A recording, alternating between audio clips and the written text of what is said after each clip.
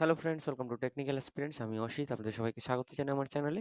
তো West Bengal public service কমিশনের instructor lab assistant 2020 যে সমস্ত ভ্যাকেন্সিগুলো বেরিয়েছিল, অর্থাৎ আমাদের যে নোটিফিকেশন নাম্বার 122, 322 এবং 522, এর ওপর যে সমস্ত এক্সামগুলো হবে, mainly ITI instructor, polytechnic instructor এবং ল্যাব অ্যাসিস্ট্যান্ট, এগুলোই আমাদের মেন টার্গেট ছিল। এবং তারই যে সমস্ত আমরা কোশ্চেন অ্যান্সার সিরিজ নিয়ে কিন্তু কথা বলেছি, টপিক ওয়াইজ আমরা কথা বলেছি।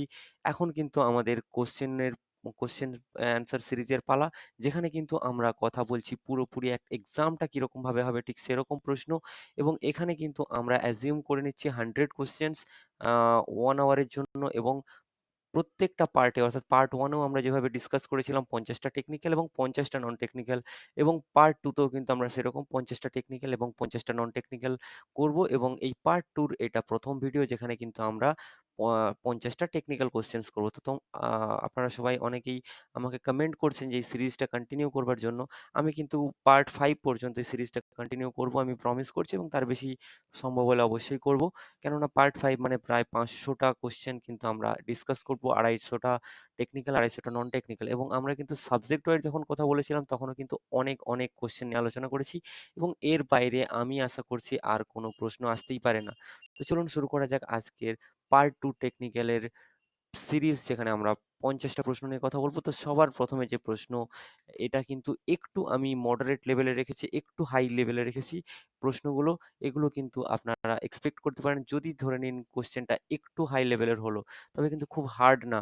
তো the charge of the blast furnace consist of, অর্থাৎ আমরা যে ব্লাস্ট ফার্নেসে আমরা যখন জেনারেলি যে আহ, আহ, আমরা ওরকে রিফাইন করি, তো সেক্ষেত্রে আমাদের ক্যালসিনেটেড ওর, কোক আর লাইমস্টোনের পার্সেন্টেজ কি হয়ে থাকে, বা অনুপাতটা কি হয়ে থাকে। তো সেক্ষেত্রে আমাদের যেটা হয়ে থাকে, অপশন এর দিকে যদি নজর রাখি, ক্যালসিনেটেড ওর কিন্তু 8 পার্ট, কোক কিন্তু আমাদের থাকছে 4 পার্ট, এবং লাইমস্টোন থাকছে 1 পার্ট। নেক্সট কোশ্চেন আমরা যেটা দেখছি, the following element can't impact high strength at elevated temperature, অর্থাৎ একটু বেশি টেম্পারেচারের ক্ষেত্রে আমাদের কি কোন এলিমেন্টটা, যেটা কোনো ধরনের আহ, অর্থাৎ কোনো ইম্পার্ট করতে পারে না হাই স্ট্রেংথ, তো সেটা কিন্তু অ্যান্সারটা হয়ে যাচ্ছে আমাদের ম্যাগনেসিয়াম।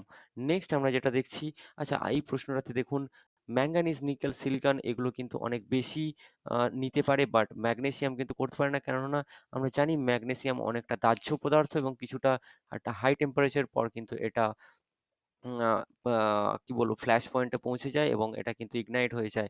নেক্সট কোয়েশ্চেন আমরা যেটা দেখছি, heavy duty leaf and coil spring content carbon of the following order, অর্থাৎ হেভি ডিউটি যেটা আমরা কয়েল স্প্রিং বা লিফ স্প্রিং তৈরি করবার জন্য যে ধরনের মেটালটা ইউজ করে থাকি, সেখানে আমাদের কার্বন কন্টেন্ট কতটা হয়ে থাকে। তো সেখানে কিন্তু কার্বন কন্টেন্ট একদম রাউন্ড ফিগার 1% আপনারা আমরা ইউজ করে থাকি, আপনারা এটাই জানবেন।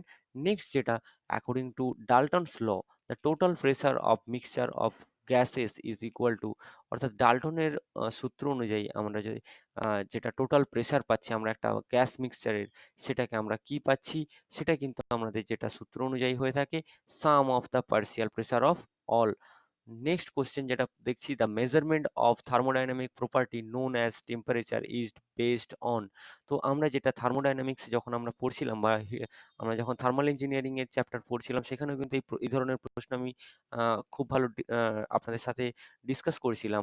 দেখুন, যেটা টেম্পারেচার মেজারমেন্ট, সেটা কিন্তু থার্মোমিটার থেকে আমরা পাই, এবং থার্মোমিটারের যে আবিষ্কার হয়েছিল, সেটা কিন্তু এই জিরোথ ল অফ থার্মোডাইনামিক্স এর উপর বেস করেই করা হয়েছিল। তো এক্ষেত্রে কিন্তু অ্যান্সার হয়ে যাচ্ছে আমাদের জিরোথ ল অফ থার্মোডাইনামিক্স। এবং zeroth law of thermodynamics, first law, second law, এগুলো নিয়ে কিন্তু আমরা আলোচনা করেছি। এখন আমরা খুব বেশি ডিসকাশনে যাচ্ছি না।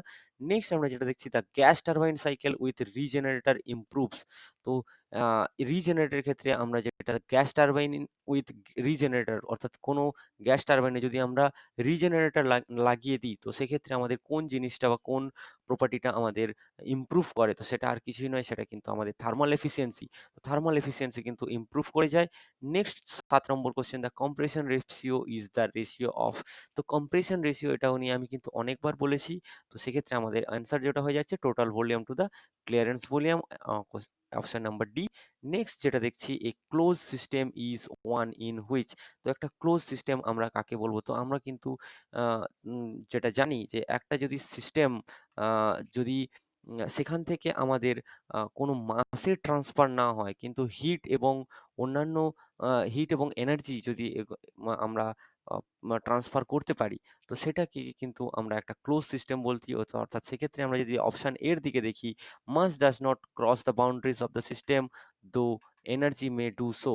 তো এনার্জি কিন্তু ট্রান্সফার হতে পারে, বাট মাস কোনোভাবেই ট্রান্সফার হবে না। নেক্সট যেটা, কোক ইজ প্রডিউসড। তো কোক আমরা কিভাবে প্রডিউস করব? তো আমরা যেটা জানি যে কোলকে যদি আমরা ৪২ থেকে ৪৮ ঘন্টা অ্যাবসেন্স অফ এয়ারে যদি হিট করতে থাকি কন্টিনিউয়াসলি, তো সেক্ষেত্রে কিন্তু আমরা তাকে কোক প্রডিউস করতে পারি। তো অপশন এতেই কিন্তু রয়েছে যেটা, এই অপশনটাই কিন্তু আমাদের সঠিক উত্তর। নেক্সট যেটা চলে যাচ্ছি, the acid used in automobile batteries. তো যে অটোমোবাইলে যে ব্যাটারিতে যে অ্যাসিডটা আমরা ইউজ করে থাকি, সেটা কি ধরনের অ্যাসিড? সেটা কিন্তু সালফিউরিক অ্যাসিড। তবে মনে রাখবেন, এটা কিন্তু ডাইলিউটেড সালফিউরিক অ্যাসিড আমরা ইউজ করে থাকি। নেক্সট কোশ্চেন আমাদের যেটা দেখতে পাচ্ছি, highest useful compression ratio is the highest compression ratio at which. তো আমাদের ক্ষেত্রে আমরা যেটা জানি যে highest useful compression ratio HUCR যেটাকে আমরা বলে থাকি, তো সেটা কিসের জন্য বা সেটা কোন কাজে লাগে? তো এটা কিন্তু যেটা আমাদের অপশন ডি যদি এখানে যদি নজর রাখি, তাহলে কিন্তু দেখব, the fuel can be used in a test engine without knocking. তো কোনো ধরনের কিন্তু এখানে নকিং হওয়ার যাবে না, তো নকিং হবে না, এবং সেক্ষেত্রে আমরা ফুয়েলকে ইউজ করব টেস্টিং এর জন্য একটা ইঞ্জিনে। নেক্সট যেটা দেখছি, in comparison with a radial tyre. তো রেডিয়াল টায়ারের সাথে আমরা যদি বায়াস প্লাই টায়ারকে আমরা কম্পেয়ার করি, তো সেক্ষেত্রে বায়াস প্লাই টায়ারের একটা অ্যাডভান্টেজ থাকে। তো সেই অ্যাডভান্টেজটা কি? সেই অ্যাডভান্টেজটা হচ্ছে আমরা কিন্তু লো স্পিডে একটা স্মুদার রাইড পেয়ে থাকি। তো সেক্ষেত্রে option C is the right answer. Next যেটা, standard air is the air. তো স্ট্যান্ডার্ড এয়ার আমরা কাকে বলবো বা কোন কন্ডিশনের জন্য বলবো? তো সেক্ষেত্রে আমরা জানি যে একটা 36% রিলেটিভ হিউমিডিটি থাকতে হবে, এবং বাকি কন্ডিশনগুলো কি সেটাই কিন্তু জানতে চাওয়া হয়েছে। তো এক্ষেত্রে কিন্তু যে প্রেশারটা হতে হবে সেটা কিন্তু 1 বার, এবং টেম্পারেচারটা কিন্তু 20 ডিগ্রি সেন্টিগ্রেড হতে হবে। তো option B is the right answer. Next যেটা দেখছি, when air is to be compressed at a high pressure, then it is advantages to use. তো এয়ার যখন আমরা কম্প্রেস করছি একটা হাই প্রেসারে, তো সেক্ষেত্রে আমাদের কাছে কি অ্যাডভান্টেজ পাচ্ছি ইউজের ক্ষেত্রে? তো এটা ক্ষেত্রে কিন্তু আমরা multi stage compression with intercooling পেয়ে যাচ্ছি। তো multi stage compression with intercooling এর ক্ষেত্রে কিন্তু আমরা এই অ্যাডভান্টেজটা পেয়ে যাচ্ছি। Next question number 15, reheating in a multi stage expansion gas turbine. তো মাল্টি স্টেজ এক্সপানশন গ্যাস টারবাইনের ক্ষেত্রে রিহিটিং করলে আমাদের কম্প্রেশন রেশিওর মধ্যে কি চেঞ্জ আসে? অর্থাৎ সেটা বাড়ে, কমে বা কোনো ধরনের এফেক্ট হবে না।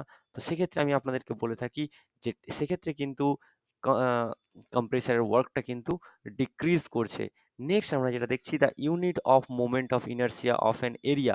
তো কোনো একটা এরিয়ার যদি আমরা মোমেন্ট অফ ইনারশিয়া নিই, তো সেটা আমাদের তার ইউনিট কি হবে? তো তার ইউনিট যেটা হয়ে যাবে m⁴। নেক্সট যে কোয়েশ্চেনটা আমরা দেখছি, a force acting on a body may. তো কোনো একটা ফোর্স যদি আমরা কোনো বডির মধ্যে অ্যাক্ট করি, দেখুন ফোর্সের ডেফিনেশনেই কিন্তু সবকিছু বলা রয়েছে যে ফোর্স আমরা কাকে বলছি? যখন কোনো একটা বস্তুর মধ্যে যেটা প্রয়োগ করবার ফলে বস্তুটা তার মধ্যে গতির পরিবর্তন করে, বা সেটা গতিশীল হতে পারে, বা সে গতিশীল থেকে স্থির হওয়ার প্রবণতা দেখায়, বা কোনো একটা অন্য একটা ফোর্সকে ব্যালেন্স করতে পারে। তো সেক্ষেত্রে আপনারা যদি দেখেন অপশন এ তে যেটা রয়েছে, বি তে রয়েছে এবং সি তে রয়েছে, ৩ টেই কিন্তু সঠিক। দেখুন এটা কিন্তু তার মোশনকে চেঞ্জ করতে পারে, একটা ফোর্সকে ব্যালেন্স করতে পারে, বা মোশনকে কমাতেও পারে। তো সেক্ষেত্রে কিন্তু অল অফ দ্য এবাভ আমাদের অ্যান্সার হয়ে যাচ্ছে। নেক্সট যেটা দেখছি, on a ladder resting on a smooth ground. দেখুন এখানে আমরা কি বলছি, এটা যদি একটা ওয়াল হয় এবং এটা একটা স্মুথ গ্রাউন্ড ধরে নিলাম, এবং এখানে একটা সিঁড়ি এইভাবে যদি লাগানো থাকে, এবং এটা যদি এখানে স্মুথ গ্রাউন্ডের উপর দাঁড় করানো থাকে, তো সেক্ষেত্রে ফ্রিকশন যেটা ফোর্সটা সেটা কিভাবে অ্যাক্ট করে, তো সেক্ষেত্রে ফ্রিকশন ফোর্সটা যেটা অ্যাক্ট করে সেটা কিন্তু এই জায়গাতে অ্যাক্ট করে। তো সেক্ষেত্রে আমাদের যেটা, অর্থাৎ একটু বড় করে দেখালাম, এই জায়গাতে অ্যাক্ট করে। তো সেক্ষেত্রে যেটা হচ্ছে আপওয়ার্ড ইটস এন্ড, তো এন্ডের উপরের দিকে আমাদের কিন্তু এটা অ্যাক্ট করে। Next, which of the following pump is successfully used for lifting water to the turbine. তো টারবাইনে আমরা যখন পাম্প দিয়ে পাম্পিং করছি, তো সেক্ষেত্রে আমরা কোন ধরনের পাম্পগুলো ইউজ করব। তো সেক্ষেত্রে দেখুন কিন্তু যেন তেন বা যা তা পাম্প ইউজ করলে চলবে না, সেক্ষেত্রে সেন্ট্রিফিউগাল বা রেসিপ্রোকেটিং পাম্পে চলবে না, সেক্ষেত্রে কিন্তু আমাদেরকে জেট পাম্পের দরকার পড়বে। নেক্সট যেটা দেখছি, for very high discharge at low pressure such as for flood control and irrigation application. দেখুন যখন খুব হাই ডিসচার্জ এবং খুব লো প্রেসারের আমরা ফ্লুইড নিয়ে কাজ করব, তো সেক্ষেত্রে আমরা কোন ধরনের পাম্পকে প্রেফার করব, বিশেষত যখন ফ্লাড কন্ট্রোল করতে হয় বা ইরিগেশন অর্থাৎ জলসেচের মতো ব্যবস্থার জন্য আমাদেরকে কাজ করতে হয়, তখন কিন্তু আমাদেরকে কাজ করতে হবে অ্যাক্সিয়াল ফ্লো পাম্পকে নিয়ে। নেক্সট যেটা, in reaction turbine draft tube is used. তো রিঅ্যাকশন টারবাইনের ক্ষেত্রে ড্রাফট টিউবস আমরা যদি ইউজ করি, তো সেক্ষেত্রে আমরা কি করি? সেক্ষেত্রে কিন্তু আমরা কাইনেটিক এনার্জিকে ফ্লো এনার্জিতে কনভার্ট করি। বাট এখানে কি হচ্ছে, আমরা যদি অপশন বি র দিকে দেখি, to convert the kinetic energy to flow energy by a gradual expansion of the flow cross section. Okay, তো নেক্সট যেটা দেখছি, সিপিএম ইজ দ্য, দেখুন আমি কিন্তু বলেছি ম্যানুফ্যাকচারিং টেকনোলজি এটা কিন্তু খুব বেশি আমাদের জন্য বা ইন্ডাস্ট্রিয়াল সায়েন্স এটা কিন্তু আমাদের কাছে খুব বেশি ইম্পর্টেন্ট হবে এইবার পরীক্ষাতে। তো সিপিএম যেটা আমাদের, সিপিএমটা কি? সিপিএমটা কিন্তু একটা অ্যাক্টিভিটি ওরিয়েন্টেড টেকনিক। তো option C is the right answer. Next যেটা, পার্ট অ্যানালিসিস, যেটা আমি পার্ট নিয়েও আগে কথা বলেছি, পার্টের ফুল ফর্ম সেগুলো কিন্তু আগের ভিডিওতে বা আগের কোশ্চেন অ্যান্সার সিরিজে আমরা কথা বলেছিলাম। এবং এখানে যেটা আমরা দেখছি যে পার্ট, এটার আমাদের কাজ কি বা এটা কি জন্য আমরা ইউজ করে থাকি। তো সেক্ষেত্রে এখানে যে তিনটে অপশন রয়েছে আপনারা কিন্তু একটু পজ করে খুব ভালো করে পড়ে নেবেন। এক্ষেত্রে কিন্তু all of the above answer হচ্ছে। একটু সময় নিয়ে কিন্তু এটা অবশ্যই খুব ভালো করে পড়ে রাখবেন, এগুলো কিন্তু আপনাদের কাজে লাগবে। চলুন আপনাদের জন্য আমি একটু বলে দিই। তো provide an approach for keeping planning up to date, তো প্ল্যানিংটাকে আপ টু ডেট রাখবার কাজে লাগে। আর কি করে, provide a way for management to require the planning to be done on the uniform and logical basis. তো প্ল্যানিংটাকে চালানোর জন্য, ম্যানেজমেন্ট করবার জন্য কিন্তু এই পার্ট অ্যানালিসিসের কাজ দরকার, পার্ট অ্যানালিসিসকে দরকার হয়ে পড়ে। এবং permits management to forces quickly the impact of variation from the plan.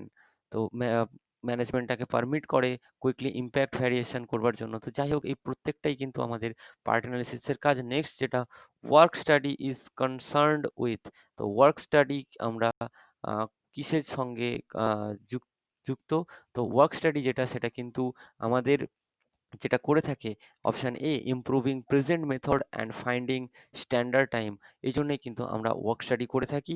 Next যেটা, the COP of A vapour compression plant is comparison two vapour absorption plant. দেখুন ভেপার অবজর্পশন থেকে ভেপার কম্প্রেশন, ভেপার কম্প্রেশন কিন্তু অনেক বেশি বা coefficient of performance কিন্তু অনেক বেশি ভেপার অ্যাবজর্পশনের থেকে, যে কারণেই কিন্তু আমরা ভেপার কম্প্রেশন সাইকেলগুলো খুব বেশি ইউজ করে থাকি, বিশেষত আমাদের ডোমেস্টিক রেফ্রিজারেটর বা অন্যান্য ক্ষেত্রে। তো সেক্ষেত্রে কিন্তু সিওপি যেটা coefficient of performance vapour compression সাইকেলের ভেপার অ্যাবজর্পশনের থেকে বেশি হয়ে থাকে। তো option A, more, is the right answer. Next, the fluid used in Electrolux refrigerator are. তো ইলেকট্রোলাক্স রেফ্রিজারেটরের ক্ষেত্রে যে ফ্লুইডটা আমরা ইউজ করে থাকি বা যে ফ্লুইডগুলো আমরা ইউজ করে থাকি, সেখানে আমি আপনাদেরকে বলে রাখি, অ্যামোনিয়া, জল এবং হাইড্রোজেন, এগুলো কিন্তু আমরা ইউজ করে থাকি ইলেকট্রোলাক্স রেফ্রিজারেটরের ক্ষেত্রে। তো সেক্ষেত্রে আমরা যদি নজর রাখি অপশন সি এর দিকে, ammonia, water and hydrogen is the right answer. Next, domestic refrigerator working on vapour compression cycle uses the following type of expansion device. তো ডোমেস্টিক রেফ্রিজারেটরের ক্ষেত্রে আমরা ওয়ার্কিং এর জন্য ভেপার কম্প্রেশন, আমরা বলেইছি আমি আপনাদেরকে যে domestic refrigerator vapour compression cycle আমরা ইউজ করে থাকি। তো সেক্ষেত্রে যে এক্সপানশন ডিভাইসটা আমরা ইউজ করে থাকি, তো সেটা কোনটা ইউজ করে থাকি, সেটা কিন্তু ক্যাপিলারি টিউব আমরা ইউজ করে থাকি। নেক্সট যেটা দেখছি, an important characteristic of absorption system of refrigeration is. দেখুন ভেপার কম্প্রেশন রেফ্রিজারেশন কিন্তু খুবই নয়েজি হয়ে থাকে এবং ভেপার অ্যাবজর্পশন যেটা সেটা কিন্তু অনেক কোয়াইট অপারেশন বা অর্থাৎ আমার খুব মনে আছে ভেপার অ্যাবজর্পশন মেশিন একটা ভিএএম যখন আমাদের প্লান্টে চলতো, তো আপনারা অনেক স্মুথ অপারেশন বা অনেক কোয়াইট অপারেশন পেতেন এবং আমি দেখতে পেতাম যখনই একটা ভেপার কম্প্রেশন সাইকেলের পাশে আমরা যেতাম বা ভেপার কম্প্রেশন মেশিন, সেখানে কিন্তু খুব নয়েজি হতো এবং ওই জায়গাটা কিন্তু আমাদেরকে আইসোলেট করে রাখবার চেষ্টা করতে হতো। তো যাই হোক, ভেপার অ্যাবজর্পশন সিস্টেম কিন্তু কোয়াইট অপারেশন, এটা কিন্তু খুবই গুরুত্বপূর্ণ প্রশ্ন। Next, when a body is subjected to two equal and opposite pushes, তো যখন আমরা একটা বডিকে দুটো ইকুয়াল অ্যান্ড অপোজিট পুশ করছি তখন আমরা বুঝতেই পারছি যখন পুশ করব তখন সেখানে কিন্তু কি পাচ্ছি, সেখানে কিন্তু আমরা কম্প্রেসিভ স্ট্রেস এবং স্ট্রেন জেনারেট হবে। তো এক্ষেত্রে প্রশ্নটা কিন্তু সেটাই রয়েছে। তো অপশন এর দিকে যেটা আমরা দেখতে পাচ্ছি যে পুশ যদি হয়ে থাকে ইকুয়াল অ্যান্ড অপোজিট, তো সেক্ষেত্রে কিন্তু স্ট্রেন এবং স্ট্রেস যেটা ইনডিউসড হচ্ছে সেটা কম্প্রেসিভ। নেক্সট, যেটা modulus of rigidity is defined as the ratio of, তো মডুলাস অফ রিজিডিটি যখন আমরা বলবো সেক্ষেত্রে কিন্তু শিয়ার স্ট্রেস এবং শিয়ার স্ট্রেন এই দুটোর যে অনুপাত সেটাকে কিন্তু আমরা বলছি মডুলাস অফ রিজিডিটি। তো মডুলাস অফ রিজিডিটি কিন্তু আমরা যেটা দেখলাম শিয়ার স্ট্রেস আর শিয়ার স্ট্রেন। আর ভলিউমেট্রিক স্ট্রেস যেটা এটা কিন্তু আমরা যে রেশিও এটাকে আমরা কিন্তু বলছি বাল্ক মডুলাস অফ ইলাস্টিসিটি। তো যাই হোক, নেক্সট প্রশ্ন আমরা যেটা দেখছি 31-এ, ইন দ্য টরশন ইকুয়েশন, দেখুন এটা খুবই কিন্তু একটা important equation, T by J equals to tau by R equals to G theta by L. তো এর ক্ষেত্রে জে বাই আর এটার যে আমরা টার্ম, সেই টার্মটাকে আমরা কি বলছি, সেটাকে কিন্তু আমরা বলছি পোলার মডিউলাস। নেক্সট যেটা, a fluid which obeys the Newton's law of viscosity is termed as, তো যে ফ্লুইডটা আমাদের নিউটনস ল অফ ভিসকোসিটি মেনে চলছে সেই ফ্লুইডটাকে আমরা বলছি কিন্তু একটা Newtonian fluid. Next, dimension of surface tension are, তো সারফেস টেনশনের ডাইমেনশন দেখুন এটা তো করে দেখানোর মতো কিচ্ছু নেই, 11 স্ট্যান্ডার্ডের একটা mL0 × 10⁻²। তো নেক্সট যেটা, the property of fluid by virtue of which it offers resistance to shear is called, তো এটাকে আমরা বলে থাকি viscosity। এটাকে আমরা বলে থাকি viscosity। Next, if the temperature of intake air in internal combustion engine increases, তো আমি আপনাদেরকে বলছি বা আগেও আমি অনেকবার বলেছি, তো আইসি ইঞ্জিনের ক্ষেত্রে যখনই সাকশনের টেম্পারেচার বা যে এয়ারটা আমরা সাক করছে তার টেম্পারেচার যদি ইনক্রিজ করে সেক্ষেত্রে কিন্তু তার এফিসিয়েন্সি ডিক্রিজ করবে। কেননা যে আমাদের যে আইসি ইঞ্জিনটা যে সাইকেলে চলে, আমরা যদি একটা আইডিয়াল সাইকেল কার্নোট সাইকেলকেই ধরে নিই, তো সেক্ষেত্রে আমরা যেটা এফিসিয়েন্সি পাচ্ছি সেটা কিন্তু দুটো টেম্পারেচার রেঞ্জের মধ্যে বা দুটো টেম্পারেচার লিমিটের মধ্যে কাজ করে। তো সেক্ষেত্রে যদি টেম্পারেচার লিমিটটার মধ্যে ডিফারেন্স কম হয়ে যায় তো সেক্ষেত্রে কিন্তু এফিসিয়েন্সি ডিক্রিজ করবে। তো সেক্ষেত্রে কিন্তু অ্যান্সারটা হয়ে যাচ্ছে অপশন বি, ডিক্রিজ।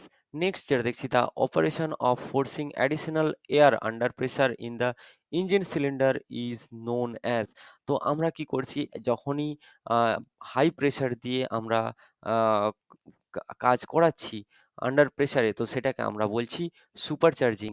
তো এই সুপার চার্জিং নিয়ে কিন্তু আমি অনেক কথা বলেছি কেএমসি সিরিজে এবং পিএসসি সিরিজেও।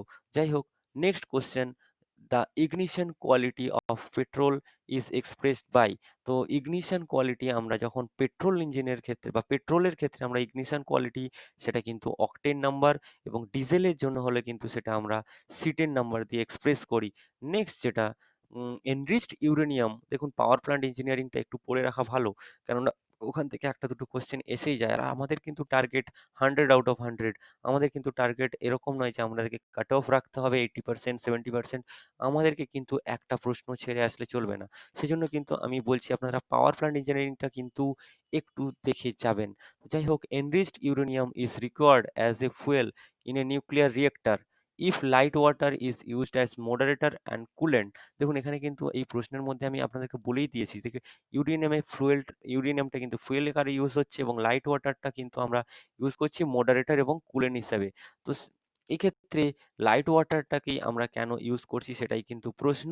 তো এক্ষেত্রে আমি আপনাদেরকে বলব অপশন বি এর দিকে একটু নজর রাখুন। লো মডারেটিং এফিসিয়েন্সি ওয়াটারের কিন্তু লাইট ওয়াটারের কিন্তু লো মডারেটিং এফিসিয়েন্সি থাকে যেজন্যই কিন্তু এটাকে আমরা ইউজ করে থাকি।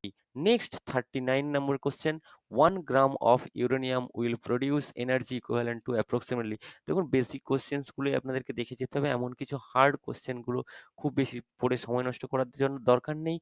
বেসিক্যালি পিএসসি সিরিজের জন্য। তো যাই হোক কোয়েশ্চেন নাম্বার বি যেটা আমরা দেখছি 1 গ্রাম কিন্তু 4.5 টন অর্থাৎ 4.5 টন হাই গ্রেড কোলের সমান পরিমাণ কিন্তু এনার্জি প্রোডিউস করতে সক্ষম। নেক্সট যেটা দেখছি the unbalanced primary forces in a reciprocating engine are. তো আনব্যালেন্সড প্রাইমারি ফোর্সেস যেটা রেসিপ্রোকেটিং ইঞ্জিনের ক্ষেত্রে কিভাবে আমরা ব্যালেন্স করতে পারি? তো এটাকে কিন্তু ব্যালেন্সড পার্শিয়ালি অর্থাৎ আংশিকভাবে এটা ব্যালেন্স থাকে। নেক্সট যেটা ক্রাউনিং অন পুলি হেল্পস। তো ক্রাউনিং জিনিসটা কি আমি আগেও বলেছি আরেকবার বলছি। এইভাবে আমরা পুলির মাথাটা এইভাবে একটু দেখতে পাই এটাকে আমরা কিন্তু বলছি ক্রাউনিং। তো এই যে ক্রাউনিং, এই ক্রাউনিং পুলিতে আমরা যে ক্রাউনিং করি সেটা আমাদের কি কাজে লাগে বা কিভাবে হেল্প করে? তো সেটা কিন্তু আমাদের বেল্টের পজিশনটা অটোমেটিক অ্যাডজাস্ট করতে সাহায্য করে অর্থাৎ সেন্টারে রাখতে সাহায্য করে সেটাই কিন্তু আমাদের উত্তর। তো সেক্ষেত্রে option C is the right answer. Next যেটা দেখছি the example of successfully constrained motion is. তো সাকসেসফুলি কনস্ট্রেইনড মোশন দেখুন মোশন গুলো নিয়ে কিন্তু আমি আপনাদের সঙ্গে আগেও কথা বলেছি। Completely successfully constrained motion, incompletely constrained motion এবং কনস্ট্রেইনড মোশন এগুলো কিন্তু খুব বেশি ইম্পর্টেন্ট থিওরি অফ মেশিনের। তো এক্ষেত্রে যে অপশন গুলো দেওয়া রয়েছে এখানে ৪ টে যে motion of an IC engine valve, motion of shaft between a footstep bearing এবং piston reciprocating inside a engine cylinder. প্রত্যেকটাই কিন্তু কনস্ট্রেইনড মোশন এবং এক্ষেত্রে কিন্তু অ্যান্সার যেটা হয়ে যাচ্ছে option D. Next the lower pair আর ড্যাশ পেয়ার। তো লোয়ার পেয়ার গুলো কিন্তু প্রত্যেকটাই সেলফ ক্লোজড পেয়ার হয়ে থাকে। তো option A is the right answer. Next the buckling load for a given material depends on.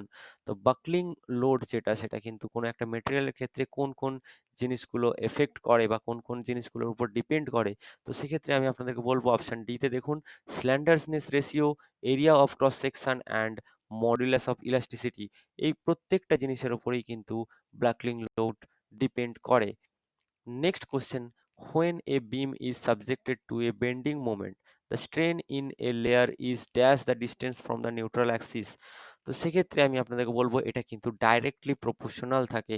তো directly proportional to the distance from the neutral axis. Option B. Next, a double strap butt joint with equal straps is.